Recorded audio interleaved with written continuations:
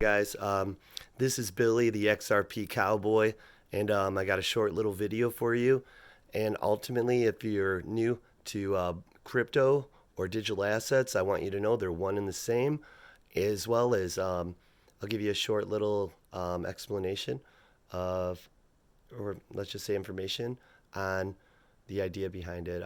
Think about cryptocurrency as a railway, and think of that's blockchain. Now think about the digital asset, aka cryptocurrency, as the train on the track. And once it starts moving, it can't be stopped. It's safe. It's secure, um, and it's dependable and extremely quick and cheap.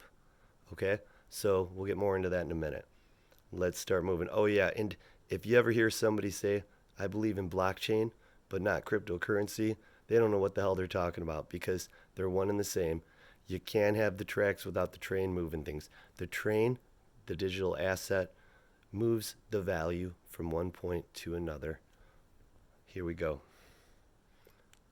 We're going to discuss where the price of this financial wealth transfer is going to go. This is a bearable bull. I listen to him all the time. First, let's discuss the timing. It's already here. We believe central bank digital currencies will be the precursor to XRP adoption. Now, ladies and gentlemen, when? When will central bank digital currencies go live? We've seen the sand dollar in the Bahamas, the first retail central bank digital currency, go live in October. We have seen the digital yuan be distributed in Shenzhen to different citizens. China and Donald Trump do not get along. Donald Trump is anti-Chinese technology. We've seen this with TikTok. We've seen this with Huawei. We've seen this with WeChat. What's next? This is next. China's central bank digital currency will get a United States response. Count on it. The question is when. And I think I have an answer for you. What do you think the time frame is for implementation of a digital currency in the U.S.? It's hard to say. They could do it tomorrow. But here's what I think they'll do it. And this is what I would look at. And that is when the markets crash. When things crash, big time. That's when I think they're going to do it. That's what's going to be the game changer. Ladies and gentlemen, I could not agree more. They have the Banking for All Act on standby, ready, no later than January 1st, 2021, to make digital wallets available to all residents and citizens of the United States. They have been dragging their feet with the second round of stimulus, and I think it's on purpose. They're creating a massive problem to get a public reaction so they can force a brand new solution. This is how they operate. This is what they do. Look at their actions. They don't care about the people. It's a lot of incompetence. It's a lot of blatant disregard for human life. If these people actually cared, they would have gotten things done a while ago, but they don't. Keep that all in your minds. Understanding the first round of stimulus, they had a digital dollar put in there, then took it out. They were ready. So I want you to, that's an important part. We all need this stimulus. Every American could use it. And politically speaking, this isn't a political channel. The Republicans and the Democrats were trying to leverage it to be the heroes. It's almost like, this is what I hate about politics. That's why I'm in the middle. But everyone's keeping score. So they did introduce the digital dollar. It was on the first line in the bill for the stimulus. And it looked like we were all going to win from that because we would have gotten our stimulus in 3 seconds. And instead of having to wait weeks, and some people still haven't gotten their stimulus. I know people who haven't gotten their unemployment yet. But here's the thing, the Democrats pulled it out, and this isn't being political there. I don't know why they pulled it out, but they did. But it leads me to think maybe because they were waiting to do a stimulus after the election because they were confident they were going to win, and then they're going to put it back in there. And once again, keeping score, they'll be the heroes for getting the stimulus out so quick. Now I'm in the middle, so either way, I just want people to get their checks as soon as possible. We have families, but either way, point is um, that digital dollar in the first line in the stimulus bill was a digital asset. So it's here. Um, you know, you just heard what he said about China and everyone else. Now, this next guy that's about to speak is very important. His name is Brian Brooks. Let me play this and let's move a little forward. This is They probably the were most ready. important part. They got a reaction.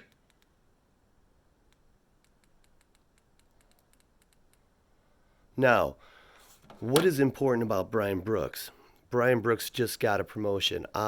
He became the chief comp controller of currency. Now, why is that important? Well, control of currency sounds like a big deal, but what's really important about that is his background. Before Brian Brooks was chief controller of currency, he worked at a company called Coinbase. Now, what's Coinbase if you don't know? It's where everybody buys their digital assets or cryptocurrency, as some people like to call it. And the important part is he worked there for a while. He learned the business, and then he got promoted to chief, officer controller of currency, comp control of currency. But where did he work before that? This is where it gets crazy. He worked at One West Bank.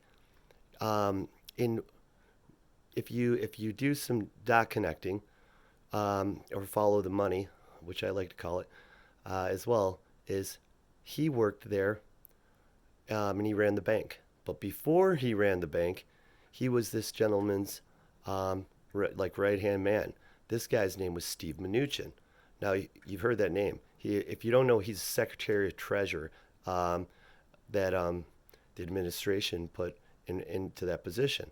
So Steve Mnuchin used to run One West Bank. He's the same guy that illegally foreclosed on everyone's homes by computer signing, and they lost a huge lawsuit because of it. Like all these banks, not just One West, but because it was illegal. So Steve Mnuchin worked with him at One West, became Secretary of Treasury. Brian Brooks took over the bank. Then he had another job, and then he got promoted to Coinbase. And now he's working right below Steve Mnuchin again. You can't make this stuff up, guys. I quote the digital asset investor. This is all circular and it's perfect. When you connect the dots, I make most of my income, my passive income, through connecting the dots and then following the money. And when they both link, when they both match up perfectly and are doing the exact same thing, it's a pretty safe bet.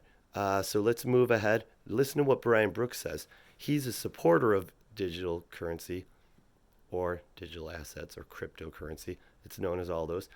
But he's a very big supporter of XRP. Let's see what he has to say. He's in a big position To counter it. And now we're going to experience it. Chris, I think the real use case of crypto is in a world of increasing integration and increasing globalization.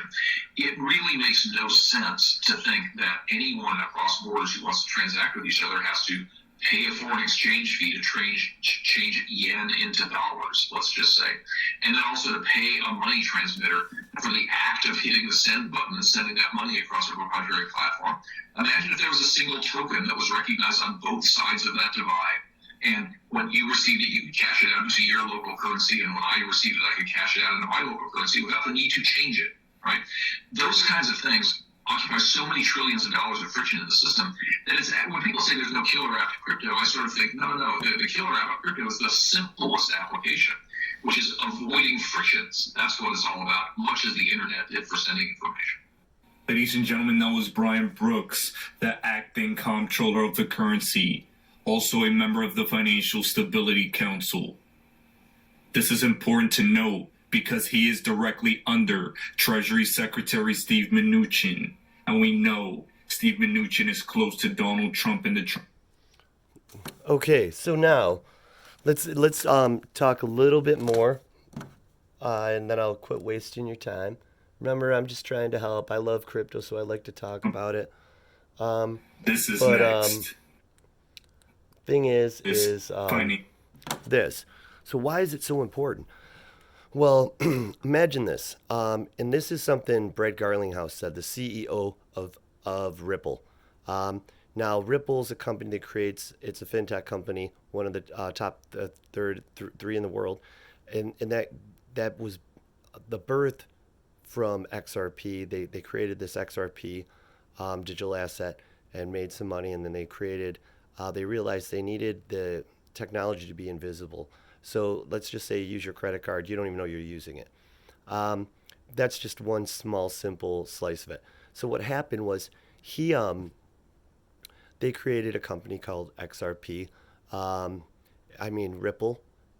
Ripple and XRP are not the same company. Think about it like Chevron is the company in the oil. The asset is the asset. That's how it is. So ultimately, they created that Ripple to create the fintech that'll the technology. It's a technology company, really, all of it, to move this forward. So think about this now. What he had said, the CEO of Ripple, you could say, for to dumb it down, of XRP, which it's not the same company, but you could just understand it better for clarity um, or for confusion. He had said that the fastest way to move money cross borders, meaning like across the ocean, is to get into a plane and fly it there. And then Brian Brooks later quoted him. And do you think that's a coincidence or connecting the dots? Word for word. See, they have like disclosures that they can't talk about things. No one can. But what you see in this community is they make hints or they say things to tell you, hey, we like this. And that's kind of how that is. Words mean something, as the digital asset investor said. But here's the thing, it's not only faster to move it, to jump into a plane and fly it there yourself, it's also cheaper in many cases. So think about this. If you were going to send $100 million to think about anywhere in the world, it would actually be cheaper to grab a suitcase, fill it with money, a bunch of or a huge suitcase, get on a plane and fly it there, and give it to the person you're taking it to. It'd be cheaper because if you moved $100 million Western Union or in any other way, unless you're the government, it would cost you 6%. So on $100 million, that'd cost you $6 million, and it would take. I can't imagine you could get it within 3 hours, but it'd take from 3 hours to 3 weeks. And that's if they had the liquidity to give it to you. XRP would cost less than $1 and you'd get it in 3 seconds. And billions of dollars have been lost with cross border payments. Not a dime has been lost with XRP. So, and blockchain's the best, safest technology. So, if that helps any, I think you're starting to understand. And it can be converted from one currency to another instantly within, 3 seconds. And I mean, it doesn't get any better than this. Let me see if there's anything I missed. Oh, yeah. This is a real important thing that people don't talk about. Imagine if you're sending $100 to a family member in a third world country. How do they get it? They don't have a bank. But, technologies leap. They, so, some of these areas of the world, many of them actually, they don't have computers and things, but they have cell phones. So technology leap. You can get it with your cell phone. You don't need a bank, peer to peer. So one more thing to say about that. Imagine if you are sending money to somebody that really needs it, and you send them $100, and the fees are $6. Maybe that family could have lived on that $6 that they took in fees. So that's how important that is. It's not just the big money. It's more impacting on the little money, the people in need. So there you go. I think that's all I can say. I think I'm going to get in my hot tub with my wife because she believes in me.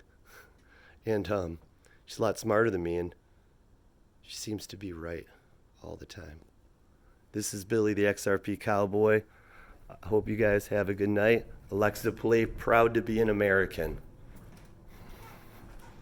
Here's God Bless the USA. Hey, I'm proud to be an if you got American anything from by this, Faith and Justice just on Amazon like Music. and subscribe. It really helps out.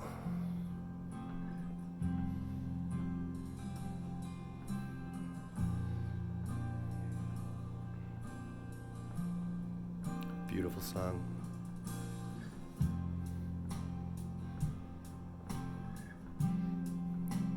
You don't have to watch anymore if you made it this far.